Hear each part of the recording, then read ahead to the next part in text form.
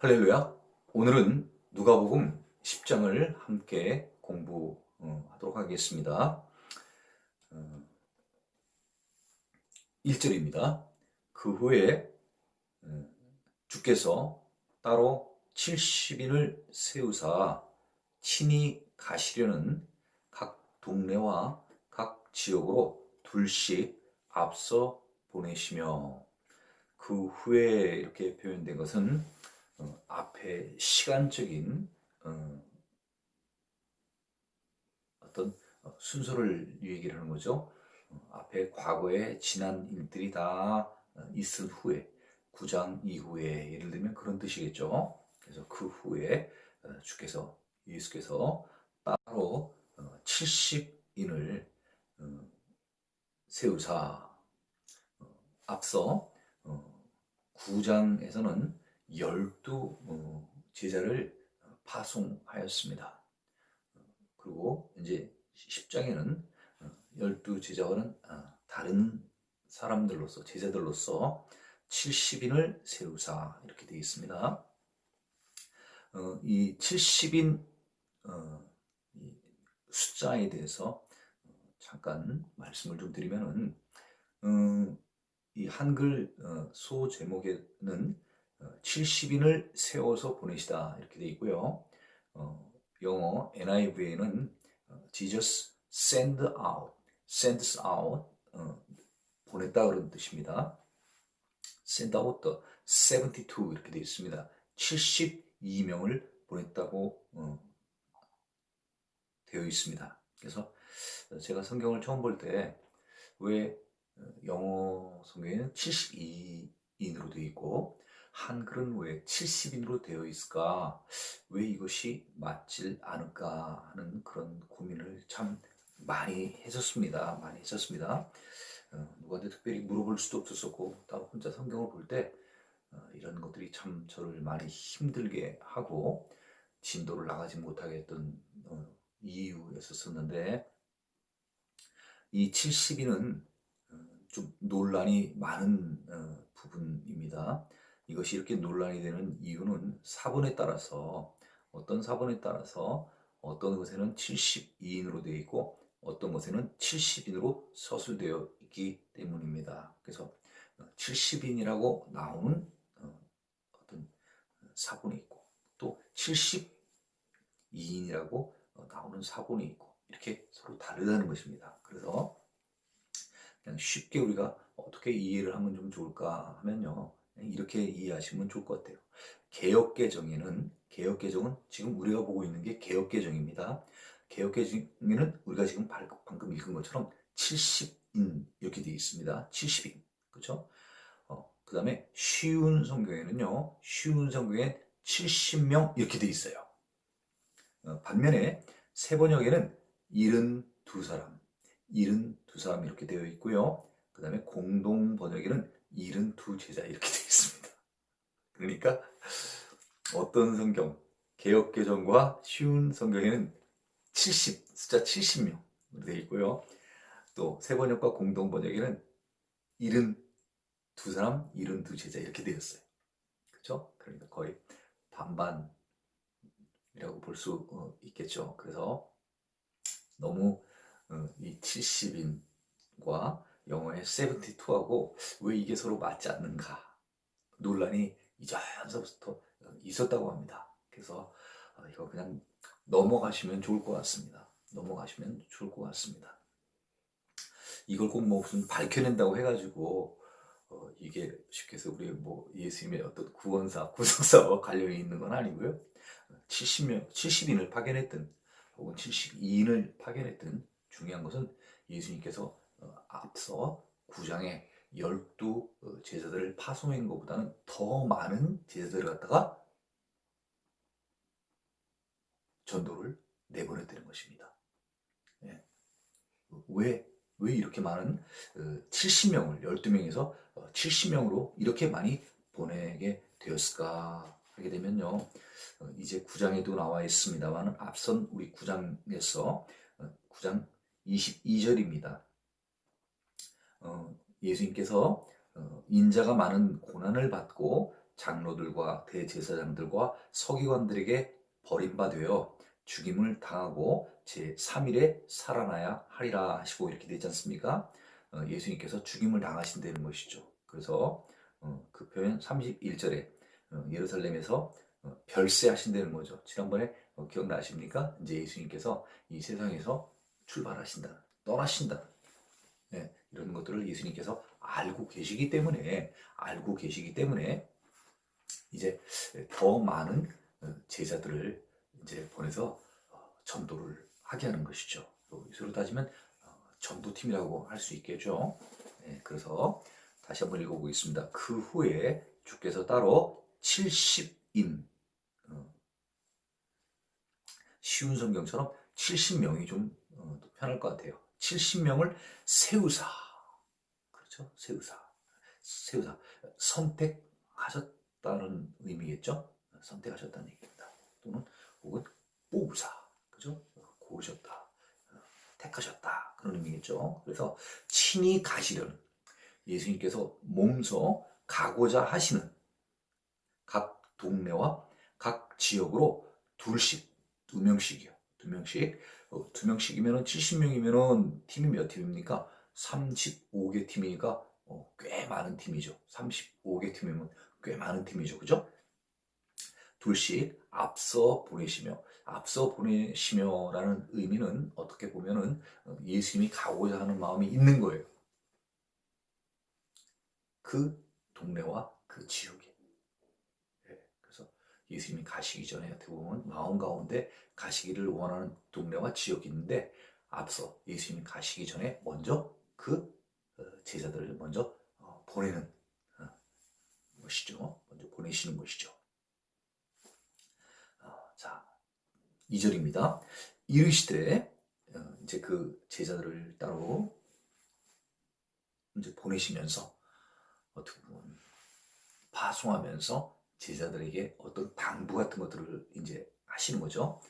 오늘날 교회에서도 어떨 때 이제 뭐 해외 쪽으로다가 비전 트립이라든가 어떤 이런, 또는 뭐 전도팀들이 갈 때 담임 목사님이 그 발대식 같은 것을 하면서 그들의 어떤 권면에 말씀을 주시는 것처럼, 예수님께서도 지금 그 70인 35개의 팀을 구성하여서 내보내시기 전에 전도하기에 앞서서, 혹은 이제 전도할 때 주의해야 될 사항들을 미리 얘기를 해주시는 내용입니다.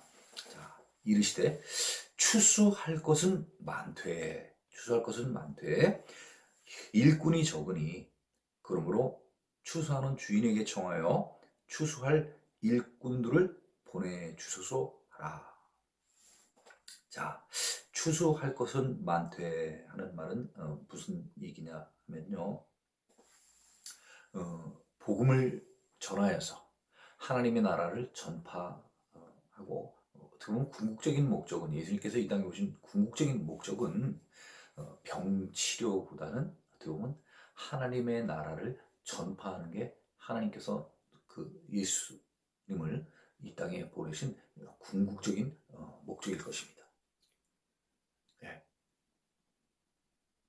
그 구원, 이 구원할 대상들은 많다는 거죠. 사실 하나님의 백성, 내 백성 이스라엘 그 백성들 가운데서도 온전한 믿음을 갖고 있지 못한 사람들이 굉장히 많지 않습니까? 사사기를 거치면서 또 뭐 열왕기의 그 많은 통일 왕조 시대, 분열왕국 시대를 거치면서도 많은 그 선지자들을 보냈지만 하나님의 말씀에 기울이지 않고, 그래서 어떻게 보면 벌을 받아서, 그렇죠? 징계를 받아서 바벨론으로 끌려가게 되고, 끌려갔다 와서도 올바른 신앙생활을 하지 못함으로 말미암아 지금 유대인들이 계속해서 많은 어려움들을 겪고 있지 않습니까? 그러니까 신앙생활이 지금 온전치 못한 거예요. 그들에게 예수님을 이제 보내셔서 하나님의 나라에 대해서 이제 막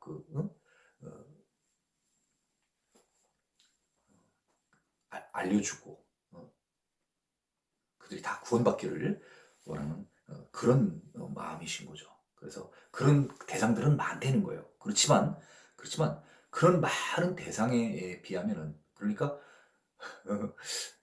신앙생활을 올바로 하는 사람이 별로 없다는 얘기죠. 다시 말하면. 그죠? 어. 그렇지만 일꾼이 적다는 것은 무슨 얘기냐면 그들에게 복음을 전할 사람은 너무 적다는 거예요. 예수님 혼자 그 많은 사람들을 다 감당할 수도 없고 많은 제자들 가운데서 12사도를 뽑아서 그 12사도를 보냈어요. 그렇지만 그 12사도를 보내는 데에도 한계가 있다 이거죠. 그죠? 그래서 이번에 또 이제 70인을 보내지만 그 70인을 보내는데도 또 이 수가 충분하지 않은 거예요. 네, 충분하지가 않은 거예요. 그래서 추수할 것은 많대. 복음을 전해야 될 대상들은 많대. 복음을 전해줄 사람들은 너무 적다는 거죠. 그러므로 추수하는 주인에게 청하여. 추수하는 주인이 누구겠습니까? 하나님이시죠. 그렇죠? 그 하나님에게 청하여 추수할 일꾼들을 보내주소서 하라. 결국은 이 표현을 보면은 추수할 일꾼들을 보내주는 사람은 누구냐면요. 하나님이 되는 거예요.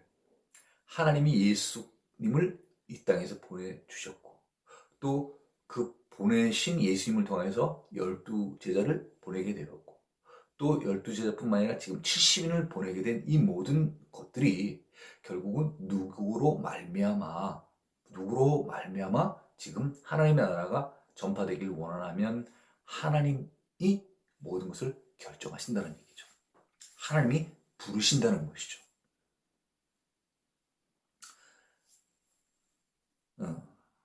하라. 그러니까 어떻게 보면 지금 제자들, 이 70인들에게 이런 지금 전도 대상과 또 전도를 해야 될 사람들은 적은 그런 지금 상황들, 그런 사람들을 보내주소서 하라는 얘기는 추선한 주인에게 지금 뭐 만날 수 있는 건 사실 아니잖아요. 그래서 어떻게 보면 더욱더 하나님께 기도하라는 그런 말씀으로 볼 수 있겠습니다. 그래서 지금 오늘날도 똑같죠. 오늘날도 전 세계에 많은 나라들이 있고 지금 뭐 많은 그 민족들에게 거의 그 뭐죠? 성경이 번역화가 거의 다 이루어졌대죠? 네, 다 이루어졌다고 합니다. 다 이루어졌다고 하지만 그럼에도 불구하고 하나님께서는 더 많은 사람들에게 직접적으로 가서 그들에게 하나님의 나라에 대한 어떤 전파, 구원을 더욱더 원하시는 것입니다. 그러기 위해서는 우리 민자들이 더욱더 하나님께 이런 부분에 대해서 기도를 또 해야 되는 것이죠. 그러니까 어떻게 보면 뭐 개인적인 어떤 다 우리 이제 개개인이 어떻게 보면 선교사나 전도사가 되어서 우리 가까이에 그죠? 있는 사람들에게 더욱더 복음을 전파하고 또 멀리 선교사로 자원하여서 이방 민족들에게도 가서 복음을 전하는 이런 일들에 대해서 우리가 함께 기도해야 할 부분들이 바로 이런 내용들일 것입니다. 온 세계 열방들에게 다 복음을 전하게 하여서 모든 열방이 다 구원받을 수 있게끔 하나님께 돌아올 수 있게 하여 주시옵소서. 우리 모두가 기도해야 할 제목은 바로 이것인 것입니다. 자, 3절입니다. 갈지어다 내가 너희를 보냄이 어린 양을 이리 가운데로 보냄과 같도다. 내가 너희를 보냄이 어린 양을 이리 가운데로 보냄과 같도다. 사실 이 어린 양은 누구를 지칭하는 그 표현으로 많이 나옵니까? 어린 양 그럼 예수님으로 우리가 표현이 많이 되지 않습니까? 어떻게 보면 예수님께서 실질적으로 어린 양으로서 이 땅 가운데 오셔서 많은 지금 전도를 하러 하나님의 나라를 지금 전파하고 계시지 않습니까? 그렇게 많은 전파를 하고 있는 가운데서 정말 그 예수님의 어떤 이런 그 사역을 방해하는 많은 무리들이 있지 않습니까? 네? 바리새인들이라든가 율법학자라든가 이런 사람들이 지금 많은 방해를 하고 막 고발하려고 하고 아직은 나오진 않았습니다만 조금 이따 이제 나오게 되겠습니다. 막 심지어 막 이제 죽이려고 이제 막 하는 이런 내용들 그런 내용들이 예수님께서 몸소 지금 그런 일들을 지금 다 당하셨잖아요. 네. 예수님이 그런 정말 어린 양이 되어서 많은 정말 그 자기를 대적하는 그런 세력들 가운데서 예수님이 지금 어떻게 보면 공생애를 지금 하고 계신 거예요. 그럼 어떻게 보면 전도 일을 하고 있는 거예요. 그래서 예수님이 생각할 때 예수님이 직접적으로 겪었으니까 자기를 핍박하는 사람들, 대적하는 사람들이 너무 많으니까 내 제자들이 이제 나가서 똑같이 나와 같은 뭐죠? 능력과 권위를 주고 일들을 시킬 때 틀림없이 내가 겪은 것처럼 이들도 그런 어려움들에 봉착하게 될 것이라는 것을 예수님이 아시는 거죠. 그래서 그런 그 제자들이 앞으로 복음을 전하는 데 있어서 당할 그런 복면들, 그런 비난, 그런 것들을 아시니까 참 마음이 아프시다 하는 거죠. 모든 사람들이 다 복음을 받아들이고 다 영접하고 그렇죠? 어, 구원의 말씀을 전할 때 그것을 다 받아들이면 얼마나 좋겠어요. 그렇죠? 근데 참 희한한 건 뭐냐면 하나님의 말씀을 이렇게 전할 때 복음을 전할 때 어떤 사람들은 그것을 받아들이지 않는다는 거예요. 그 표현이 영접하지 않는다는 것이죠. 그런 사람들이 반드시 있다는 거예요. 그러니까 대적하는 무리들이 있다는 것이니까 다시 말하면 다른 표현으로 하자면 뭐죠? 영적으로 성령의 일을 회방하는 자들이 반드시 있는 거예요. 귀신들이라든가 마귀라든가 사탄과 같은 악의 세력들이 이 세상 가운데 같이 우리와 지금 공존하고 있다는 것입니다. 4절입니다. 전대와 배낭이나 신발을 가지지 말며 길에서 아무에게도 무난하지 말며. 전대는 돈 넣는, 그렇죠? 돈 넣는 뭐 포대, 바구니, 뭐 이런 주머니, 그러니까 쉽게 가면 지갑, 이렇게 볼 수 있을 것 같습니다. 지금 그 이 시대 이전에 옛날 같으면은 이런 돈 같은 것들은 뭐 어떤 데다 이렇게 막 묶어가지고 그렇죠? 했었었는데 그때는 아주 그 구약 시대 그 옛날 얘기고 이제 신약 시대에 이 예수님 공생하는 이때만을 들어도 이제 이때는 어떤 그런 지갑 같은 그죠? 돈 넣는 어떤 이런 조그만 가방 같은 것들이 이제 있었던 거예요. 그래서 그걸 이제 전대라고 얘기를 했고요. 그 다음에 뭐 배낭은 우리가 알다시피 어떤 뭐 짐 같은 것들을 넣을 수 있는 것들. 그리고 또 신발. 신발은 신지 말라는 게 아니라 여분의 신발을 가지지 말고 그 한 켤레 신고 간 거 있으면 그 신발 외에는 다른 것들을 갖고 가지 말라는 그런 뜻입니다.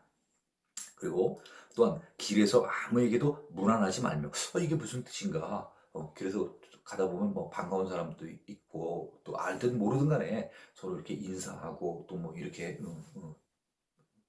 하면 좋을 것 같은데 왜 이런 일을 하지 말라고 얘기를 하실까 생각해 보면은 지금 이 예수님께서는 곧 이제 얼마 안 있으면은 예수님이 가야 될 길을 알고 계시지 않습니까?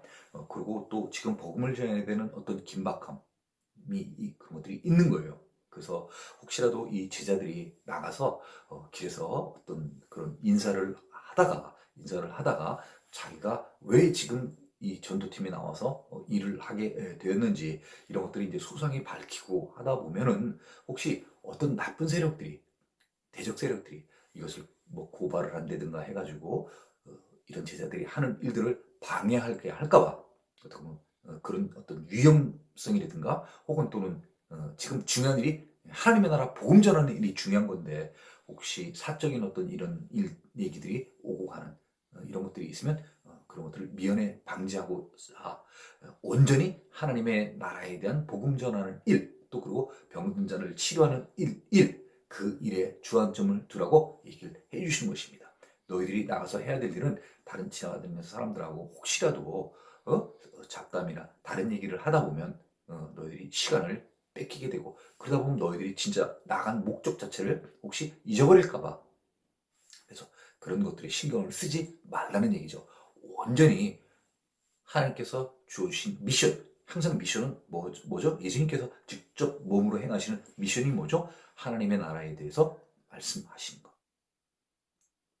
또 하나는 병고침. 그렇죠? 그러니까 가르침, 하나님 나라에 대한 가르침, 그 다음에 병고침. 이 두 가지입니다. 이 두 가지를 집중하라고 지금 그 얘기를 해주신 거죠. 자, 5절입니다. 어느 집에 들어가든지 먼저 말하되, 어느 집에 들어가든지 먼저 말하라는 거예요. 네, 그 겸손하라는 얘기죠. 겸손하라는 얘기입니다. 예, 이 집이 평안할지어다. 이 집이 평안할지어다. 이렇게 먼저 얘기를 하라는 거죠. 예, 어떻게 보면 축복의 말을, 그죠? 먼저 해주란 얘기예요. 그죠? 6절, 만일 평안을 받을 사람이 거기 있으면 너의 평안이 그에게 머물 것이요. 그렇지 않으면 너희에게로 돌아오리라. 자, 만일 평안을 받을 사람이 거기 있으면 이 집이 평안할지어다. 이렇게 얘기를 했습니다. 그래서 그 제자가 와서 그런 축복을 이렇게 빌어줄 때, 그 집에 그 주인 되는 사람이겠죠, 뭐 그죠? 그 집에 거주하고 있는 사람이 그 제자의 그 축복해주는 말을 받아들이면 그 제자가 얘기한 그 평안, 그죠? 그 피스가 그 집에 머무른다는 얘기죠. 임한다는 얘기죠. 그렇죠? 그렇지만 그렇지 않으면 반대로 이 집이 평안할지어다 이렇게 얘기를 했는데 그렇지 않다는 것은 그 평안을 받아 들일 만한 사람이 아니라면, 그러니까 쉽게 하면 제자를 받아들이지 않는다는 거죠. 제자를 받아들이지 않는다는 것은 예수님을 받아들이지 않는다는 거. 예수님을 받아들이지 않는다는 것은 하나님의 나라에 대한 복음 듣기를 거부하는 자를 얘기하는 거죠. 대적하는 자들. 그렇죠? 그래서 그들에게는 그렇게 한다고 하면은 그 평안은 너에게로 다시 돌아오리라. 평안을 주려고 했는데, 그죠?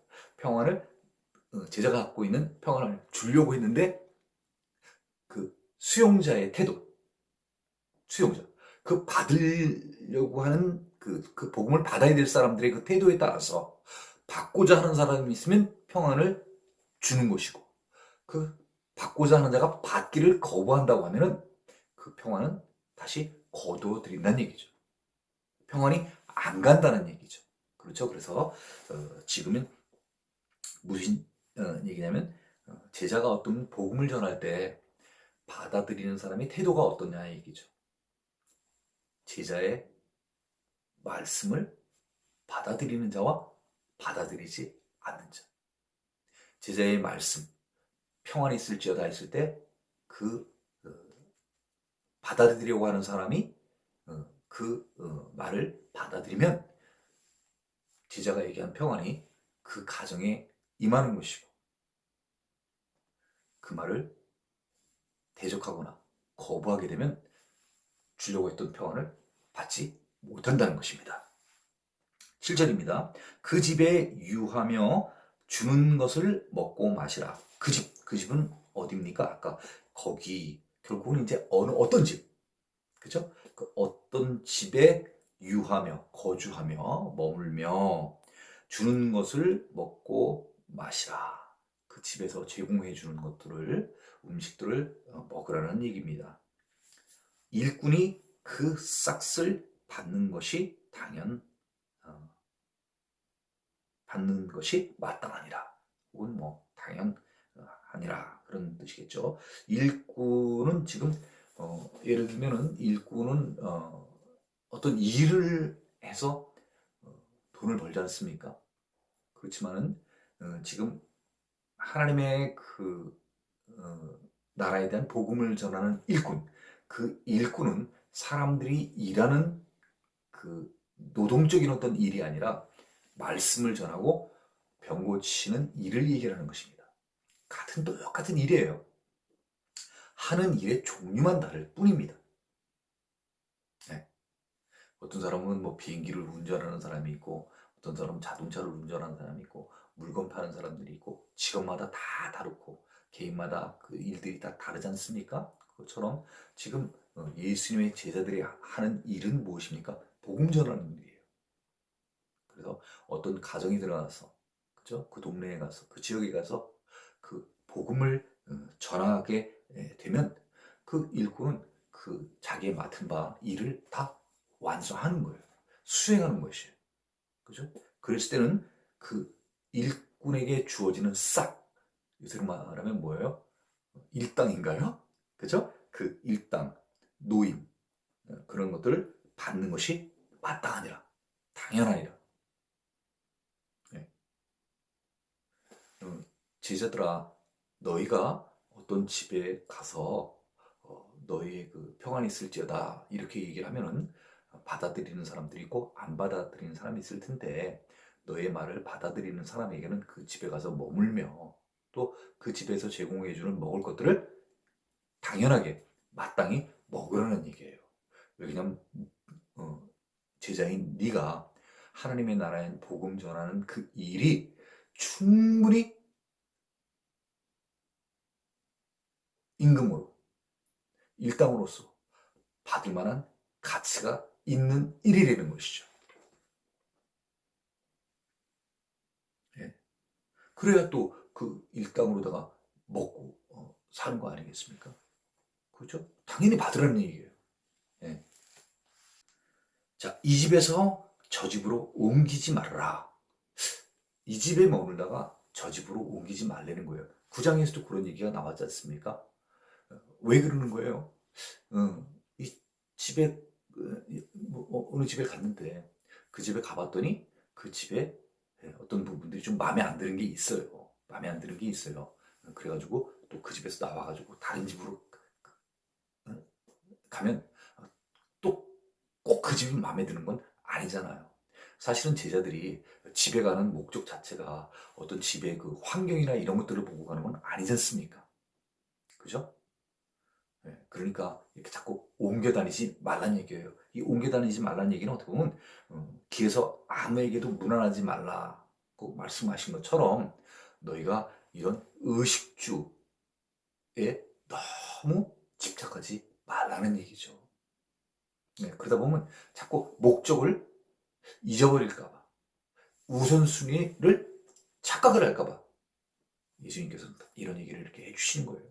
어떤 집에 가 머물렀으면 그 집의 환경이 조금 불편하더라도 네가 간 목적이 하나님의 나라를 전파하는 것에 있으니까 이 하나님의 나라의 목적을 전파하는 그 일이 충실히 수행할 수 있는 그런 되면은 집의 어떤 환경이나 이런 것들을 바라보지 말고 그냥 그 집에 머물라는 것입니다. 환경을 바라보게 되면 사람이 중요한 것 자꾸 놓치잖아요. 중요한 것을 놓치잖아요. 8절입니다. 어느 동네에 들어가든지 너희를 영접하거든 너희 앞에 차려놓는 것을 먹고, 너희 앞에 차려놓는 것을 먹고.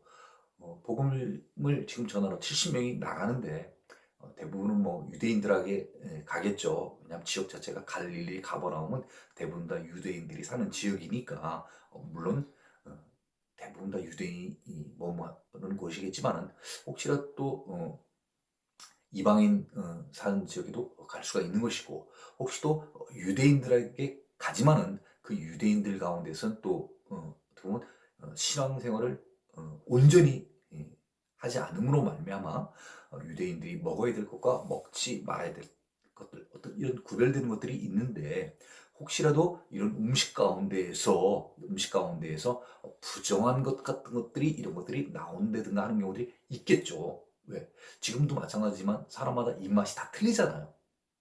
예? 생선 좋아하는 사람이 있고 고기 좋아하는 사람들이 있고 다 틀려요. 또 채식만 먹는 사람들이 있고. 예, 그런 그 음식에 대한 어떤 습성이라는 것은 아마 전 세계 어떤 나라, 어떤 민족이든지 아마 대부분 이런 것들이 있을 것입니다. 예, 예. 그래서 혹시라도 너희가 어떤 집에 가서 그 가정에서 제공되어서 나오는 그런 그 음식이 너하고 혹시 좀 안 맞는 부분이 있더라도 그것을 그냥 먹으라는 이야기입니다. 먹으라는 이야기입니다. 이 내용과 관련하여서 마가복음 7장에 나오는 말씀 우리가 참고적으로 한번 제가 한번 읽어보겠습니다. 마가복음 7장 15절에서 16절입니다. 무엇이든지 밖에서 사람에게로 들어가는 것은 능히 사람을 더럽게 하지 못하되 사람 안에서 나오는 것이 사람을 더럽게 하는 것이니라 하시고 사도행전의 베드로에게 하는 어떤 그런 말씀들이 이제 나중에 나오게 되는데 무엇이든지 밖에서부터 사람에게로 들어가는 것은 능히 사람을 더럽게 하지 못한다는 내용입니다. 너희들이 음식을 조금 더러운 걸 먹는다 그래가지고 사람이 더러워지지 않는다는 그런 뜻입니다. 예, 그런 뜻입니다. 그래서 혹시 음식 같은 거 너희들 이렇게 편식 같은 거 하지 말고 주는 대로 어떻게 보면 편하게 받아 먹으라는 얘기입니다. 그것들이 혹시 조금 부정한 것들이 있더라도 그 부정한 음식이 너를 갖다가 부정하게 만든다는 건 아닙니다. 너를 더럽게 하는 것이 아니라는 것입니다. 예수님이 그만한 어떤 그런 것들을 다 알고 계시니까 혹시라도 제자들이 갔다가 그런 미혹이라든가 의심 또는 두려움 이런 것들이 혹시 들을까봐 미리 자상하게 그런 음식 부분까지도 아주 디테일하게 잘 얘기를 해주시는 것이죠. 9절입니다. 거기 있는 병자들을 고치고 또 말하기를 하나님의 나라가 너희에게 가까이 왔다 하라. 자, 그렇습니다. 예수님이 그 몸소 세상에 오셔서 공생하는 기간 동안에 많이 몸소 실천하신 것이 바로 하나님의 나라의 복음 전하는 일입니다. 복음이 곧 하나님의 나라에 관해서 얘기를 해준 것입니다. 그래서 복음과 하나님의 나라와 같은 것이죠. 그렇죠? 그래서 복음 그러면 굿뉴스, 굿뉴스가 킹덤 오브 갓이고 또 가스펠이 굿뉴스고 굿뉴스가 킹덤 오브 갓 같은 말들이겠죠. 그렇죠? 그다음에 또 각종 질병을 고쳐주는 것들 지금은 거꾸로 되어 있습니다만 뭐 순서는 그 앞뒤지만 뭐 똑같은 내용이죠. 먼저 지금 나와 있는 것들이 거기 있는 병자들을 고치고 고침에 대해서 지금 얘기를 해주시고요. 또 말하기를 하나님의 나라가 너희에게 가까이 왔다라. 그렇죠? 네. 누가복음에는 참 이런 내용들이 많이 나옵니다. 이런 내용이 뭡니까? 병 고침과 하나님 나라에 대한 복음 전하는 것이 많이 나옵니다.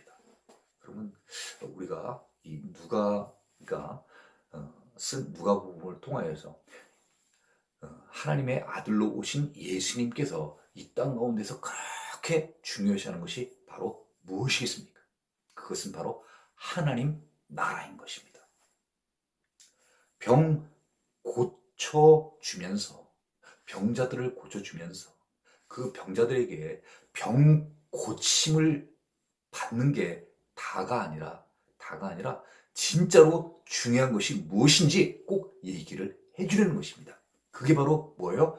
하나님의 나라가 가까이 온 줄을 알라. 그런 얘기입니다.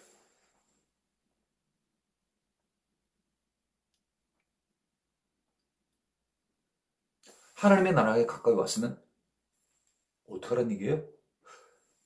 그 나라에 들어가 살아야 되는 거죠. 그렇죠? 네. 얼마나 바랬던 나라예요. 그 나라. 네? 네. 생각해 보세요. 하나님의 나라에 살았던 게 도대체 언제냐고요. 꽤 오래됐잖아요.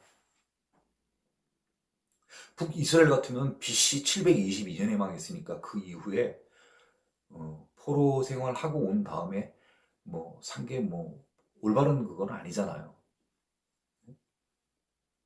제대로 그래도 이 이스라엘 민족들이 하나님 나라에 걸맞게 하나님의 백성으로서 산 때가 북이스라엘이 BC 722년에 망했고요. 또 남유다가 BC 586년에 망했으니까요. 그래서 500년, 700년 그 이후에는 온전하게 하나님의 나라에 자기들이 하나님의 백성으로서 살아본 지가 너무나 오래된 거예요. 그런데 그 하나님의 나라, 잊어버렸던 하나님의 나라가 이제 가까이 온 줄 알게 된 거예요. 하나님의 나라가 왔으면 사람들은 이제 어떻게 살아야 되는 거예요? 하나님의 백성으로 살아야죠. 그렇죠? 하나님의 백성으로 살아야 되는 거, 어떻게 살아야 되는 거 아시잖아요. 하나님이 명령하신 대로 율법과 규례를 잘 지키고, 그렇죠? 내가 거룩하니 너희도 거룩하라.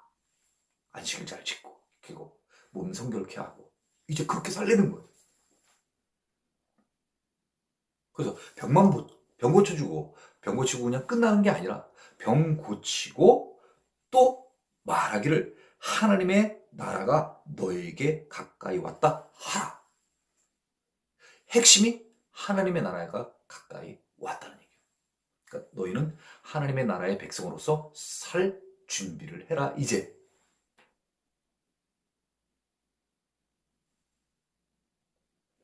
10절 어느 동네에 들어가든지 너희를 영접하지 아니하거든 그 거리로 나와서 말하되. 어떤 동네에 갔습니다. 예수님께서 보내신 데가 어디예요? 각 동네와 각 지역입니다. 그래서 어떤 동네에 갔어요. 가서 하나님의 나라의 복음을 전하라고 했더니 영접하지 않는 거예요. 그러거든 그 거리로 나와서 말하되 너희 동네에서 우리 발에 묻은 먼지도 너에게 떨어 버리노라. 이렇게 얘기를 하는 거죠. 그렇죠? 먼지를 떨어버린다는 거예요. 내가 하나님의 나라에 대한 복음을 너희에게 전하려고 했는데 너희들이 거절하니까 내가 이제 너희들한테 증표를 남기겠다. 너희들 이거 거절했다는 표시다. 그런 얘기죠. 자, 그러나 하나님의 나라가 가까이 온 줄을 알라. 계속해서 지금 얘기를 하는 게 뭐에 대해서 얘기를 하냐면 하나님의 나라가 가까이 온 거에 대해서 계속해서 얘기를 해주는 거예요. 네. 너희들 내가 얘기한 하나님의 나라에 대해서 내가 그 복음을 전하려고 내가 왔는데 예수님의 명을 받고 왔는데 너희들이 내 복음을 받아들이지 않으니 내가 너희들에게 증표를 내가 남기겠다. 먼지를 터는 거죠. 네, 먼지를 터는 거예요. 이제 너희들에게 심판이 오더라도 그것은 내 책임이 아니다. 너희들이 구원의 복음을 너희들이 받아들이지 않았기 때문이다. 너희들이 그토록 구약시대에 메시아, 구세주를 그렇게 바랬어요. 자기네들을 구원해 줄 사람들 그렇게 바란 거예요.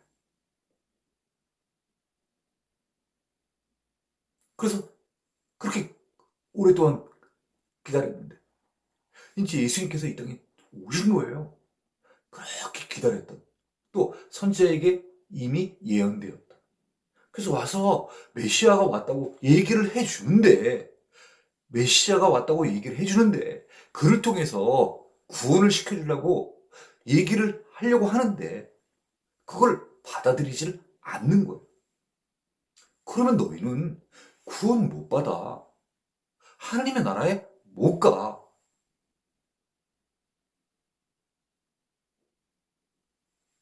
계속해서 얘기를 해주는 건 뭐냐면요. 하나님의 나라가 왔다는 거예요.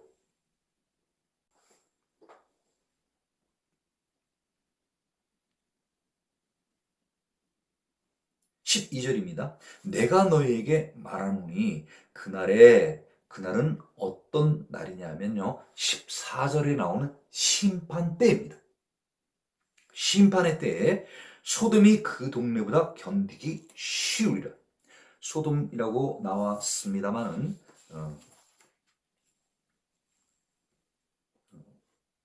마태복음에는 소돔과 고모라라고 이렇게 같이 나왔어요. 그러니까 옛날 소돔과 고모라는 어떤 그 지역입니까?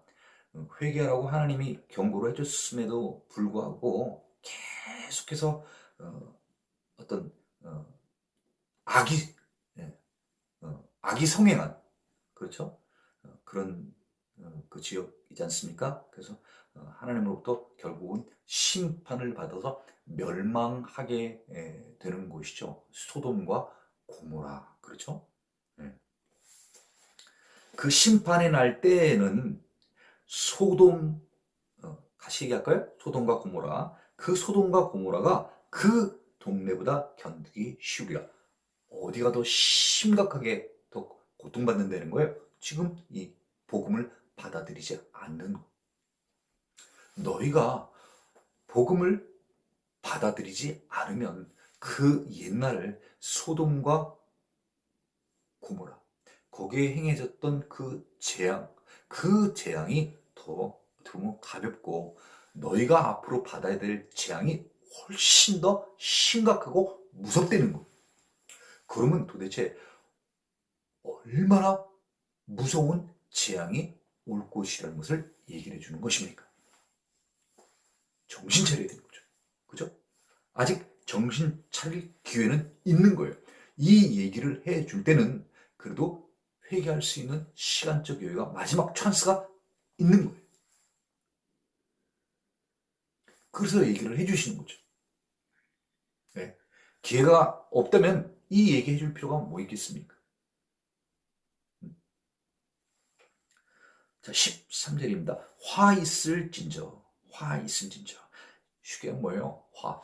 재앙이 있을지어다. 그런 얘기죠. 그렇죠? 표현이 화 있을지어다. 그러면 우리가 이 용어가 이제 금방 안 오는데, 자, 너에게 재앙이 있을지어다. 이렇게 얘기를 하면 좀 쉽죠? 네. 자, 재앙이 있을지어다. 고라시나. 이렇게 얘기했습니다.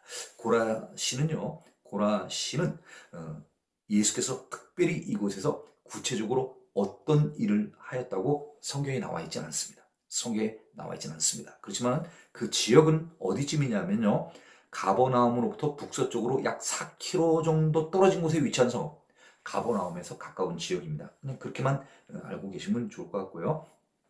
화 있을진저 벳세다요. 이렇게 얘기했습니다. 벳세다는 어디냐면 오병이어의 기적이 일어났던 곳입니다. 오병이어의 기적이 일어났던 곳.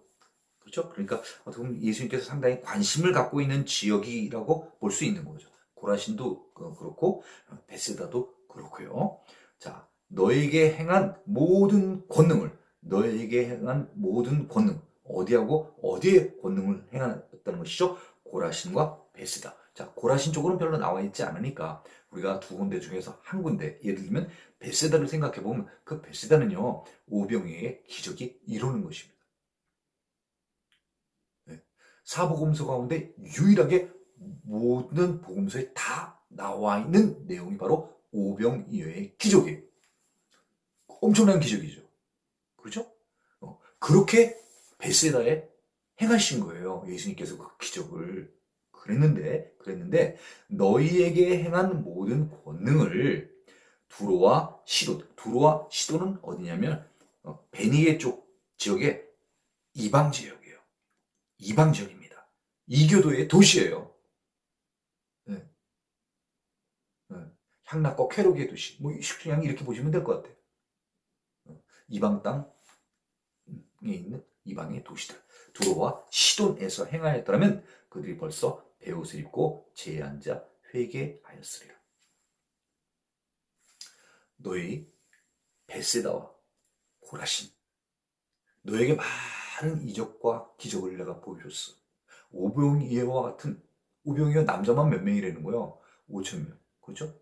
그럼 아이들과 부녀자들과 다 따지면은 뭐 아무리 못해도 만에서 한 2만 명 정도 되는데 그 많은 인원들이 실질적으로 다 목격할 수 있는 그런 기적을 보여줬는데도 불구하고 하나님의 능력을 제대로 느끼지 못하는, 감지하지 못하는, 단지 그냥 먹은 거로만 끝나는, 물질만 채워준 거예요. 영적의 눈이 열려서 이런 엄청난 기적을 베풀 수 있는 사람이 도대체 누구일까? 예수님 그는 누구신가? 그 예수님은 하나님 지극히 높으신 아들, 하나님의 아들로 오신 그 예수님입니다. 그리고 예수님이 그날 오병이어의 기적 베푸기 전에 뭐 하셨어요? 그 많은 사람들에게 많은 설교를 해주셨잖아요. 그 설교의 키포인트가 뭘까요? 하나님의 나라에 대해서 이야기를 해주신 거예요. 그러니까 배고플 정도로 저녁까지 그렇게 응? 해준 줄 모르고 그렇게 하신 거 아니에요. 응. 그런 걸 많이 그렇게 보여줬어요. 그랬는데 베세다하고 고라시는 눈 깜짝 안 하는 거예요. 많은 사람이 정말 돌아오질 않은 거예요. 그런데 예수님께서 이제 그 얘기를 해주시는 거죠. 만약에 똑같은 이런 권능을 오병이어를 두로와 시돈에서 행하였더라면요. 그러면 그들이 벌써 배옷을 입고 제에 앉아 회개하였을 거라는 얘기죠. 그죠? 예수님께서 그런 많은 설교들을 이렇게 해주시면은 깨달음을 얻고, 야, 우리가 이때껏 잘못 살았구나. 마치 어디 생각나는 데 없습니까? 니느웨 요나가 가서 얘기를 했을 때 그들이 지금 이런 모습을 보여주잖아요. 엄청난 모습.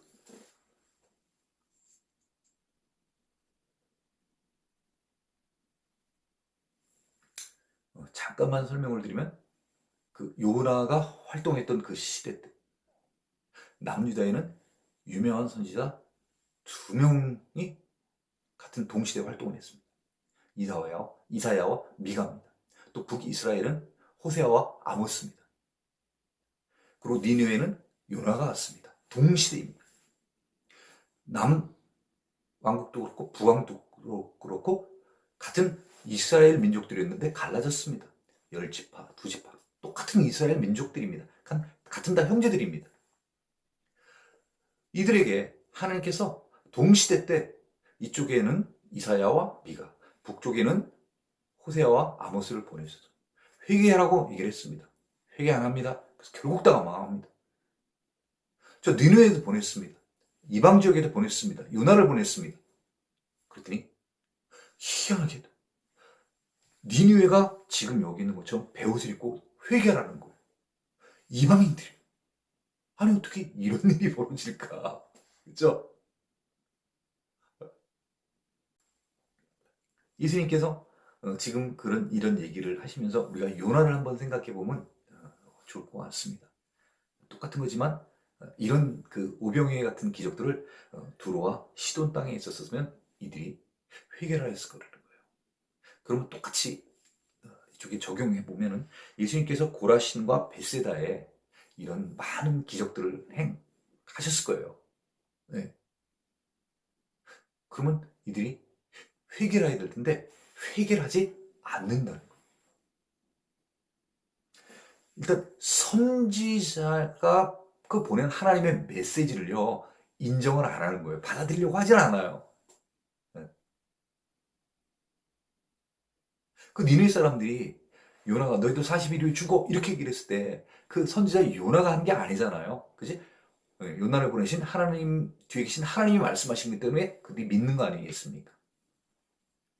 그런 선지자의 어떤 그 사명감을 누구보다도 잘 알고 있는 북왕국과 남왕국은 그들을 선지자로 인정하지 않았다는 거예요. 그러니까 뭐예요? 하나님을 무시했다는 거죠. 쉽게 얘기하면.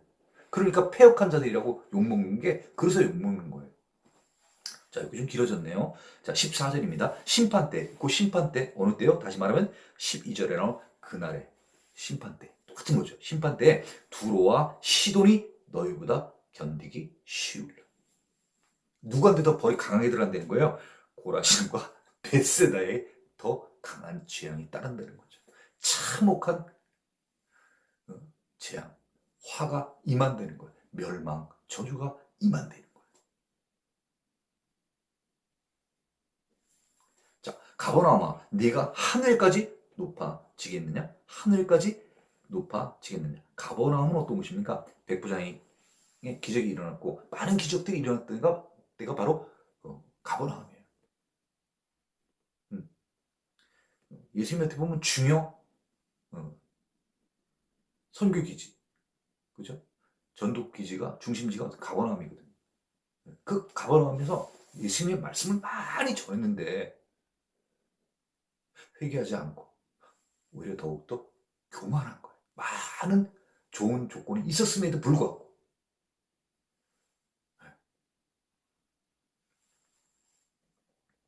네가 하늘에까지 높아지겠느냐? 교만에 아주 뭐라 그러나요? 아주 네? 얼마나 높아졌으면 기고만장하다고 할까요? 그렇죠? 뭐 안함 위인인 거죠. 뭐 사람 보기를 우습게 하고 그런 거죠. 자, 그다음엔 웅부에까지 낮아지리라. 너 하늘 높은 줄 모르고 정말 응? 까부는데 정말 하룻강아지 법무서운 줄 모르고 너희들이 이렇게 교만하게 구르는데 너희들 이제 그 높이 올라갔다고 생각을 하는 모양인데 너희들 추락해서 이제 저 지하 세계까지 내려갈 거야. 이런 얘기예요. 천상천하 유아독존이랍니까? 온 뭐 세상에 자기 하나밖에 없다는 그런 표현이 있는데 교만의 끝이죠. 그런 자를 하나님께서는 어떻게 하신다는 거예요? 예수님이 쫙 내려가지고 저 밑에까지 떨어뜨린다는 얘기예요. 다시 말하면 정신 차리라는 얘기죠. 네 분수를 알아라 그런 얘기죠. 네. 16절입니다. 너의 말을 듣는 자는 곧 내 말을 듣는 것이요. 너의 말을 듣는 자는 곧 내 말을 듣는 것이요. 너의 말, 지금 누구, 이제 제자들 파송하면서 하시는 말씀이니까, 제자들아, 쉽게 얘기하면요. 제자들아, 너희 말을 듣는 자는 곧 내 말을 듣는 것이다. 그리고 너희를 저버리는 자는 너희가 말하는 것을 영접하지 않는 자들, 받아들이지 않는 자는 곧 나를 영접하지 않는 거란다. 그것은 나를 저버리는 자는 나 보내신 이를 저버리는 것이란다. 이런 표현들 많이 나오잖아요. 이런 표현들 많이 나오잖아요. 조그만 아이에게 잘해주지 않는 자는 영접하지 않는다는 것은 곧 나를 영접하지 않는 것이고, 나를 영접하지 않는 것은 나를 보내신 이를 영접하지 않는다는 그런 말씀. 똑같은 맥락의 말씀입니다. 하나님께서 그의 아들을 보내시고 그 아들 예수께서 70명의 제자들을 선별하여서 네, 유대인들에게 혹은 이방인들에게 하나님의 나라가 이제 가까이 왔으니까 너희들 이제 회개하고 하나님의 백성으로 이제 바르게 살아라. 너희들 어떻게 보면 그동안 수많은 세력들로부터 많은 지배를 받고 살았잖아. 그렇게 원했었잖아. 메시아 오기를. 이제 메시아가 왔고 이제 하나님의 나라가 메시아를 통하여서 이제 이 땅 가운데 이제 곧 이루어지게 될 것이야. 이제 왔어. 하나님의 나라가. 그러니까 이제 바르게 살아. 자, 천국이 왔다. 하나님의 나라가 왔다. 그래서 계속해서 얘기를 해주는 거예요. 우리 같으면 이거 어느 때 같으면 좀 절실할 거예요. 일본으로부터 우리가 얼만큼 독립되기를, 해방되기를 원했습니까? 그렇죠? 야, 해방의 때가 왔다. 해방의 때가 왔다. 이거 얼마나 일제치하에 살던 사람들에게 굿뉴스예요. 지금으로 따지면 뭘까요? 남북이 통일되는 게 어떻게 보면 우리들에게 좀 큰, 지금부터 보면 기쁨 아니겠습니까? 네? 그런 것들이 좀 이렇게 무르익어서 서로, 그렇죠? 서로 평화 체제가 잘 되어서 어떤 이런 희망의 메시지가 이렇게 오게 되면 그게 바로 우리들에게 기쁨 아니겠습니까? 지금 어떤 그런 기쁨에 대한 것들을 느끼자고 지금 비유를 한 거예요. 그렇죠? 그러니까 하나님의 나라가 왔다. 하나님의 나라가 왔다. 그러면 지금 자기네들은 어디 세계에 살고 있는 거예요? 로마의 지배에 살고 있는 거예요. 로마의 식민지로 살고 있는 거예요. 자기네 나라가 없어요. 네?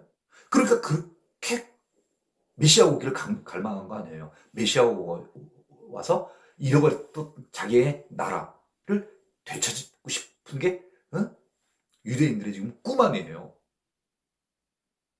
근데 왔다는 거예요. 하나님의 나라가. 그러면 얼마나 기뻐야 되고 얼마나 그들이 그 제사들을 영접해 줘야 돼요. 그죠? 그럼 막 궁금해야죠. 언제 오게 됩니까? 어떻게 오게 됩니까? 그럼 우리는 어떻게 살아야 됩니까? 그럼 우리가 해야 될 것은 무엇이죠? 이렇게 물어봐야 되죠. 근데 세상에 이렇게 좋은 얘기를 해주는데 그들 영접하지 않는 거예요. 그렇죠? 네, 그래서 혹시 이런 말들을 전했을 때 유대인으로부터 봉변을 당하고 비난받고 또는 거절당하고 하더라도 너희들 그것은 너희들한테 한 것이 아니라 결국은 그 책임은 이 하나님한테 다 있으니까 너희는 그런 것들을 고깝게 생각하지 말고 불편하지 말라는 것이죠. 결국 문제는 뭐냐면 뭐예요? 이 너희 말을 듣는 자, 그죠? 유대인들과 누구하고의 문제인 거예요? 하나님과의 문제인 거예요.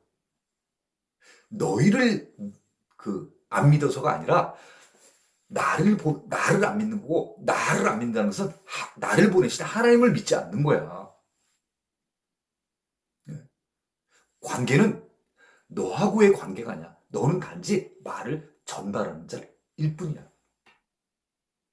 그들이 나를 믿지 않는 것이란다. 그 관계를 정확히 얘기를 해주는 거예요. 그러면 결국은 우리가 알아야 될 것은 무엇이냐면요. 하나님께서 예수를 이 땅에 보내신 것은 하나님의 뜻인 거예요. 하나님의 어떤 섭리를, 하나님의 계획을 이루어 가시기 위해서 예수님을 이 땅에 보내신 것이에요. 우리는 예수님을 통하여서 그 예수님께서 전해주시는 하나님의 말씀이 무엇인지, 하나님이 바라는 것이 무엇인지, 하나님이 꿈꾸시는 것이 무엇인지, 우리는 이거라는 것이 핵심인 거예요. 그게 바로 뭐예요? 하나님 나라에 관한 것입니다.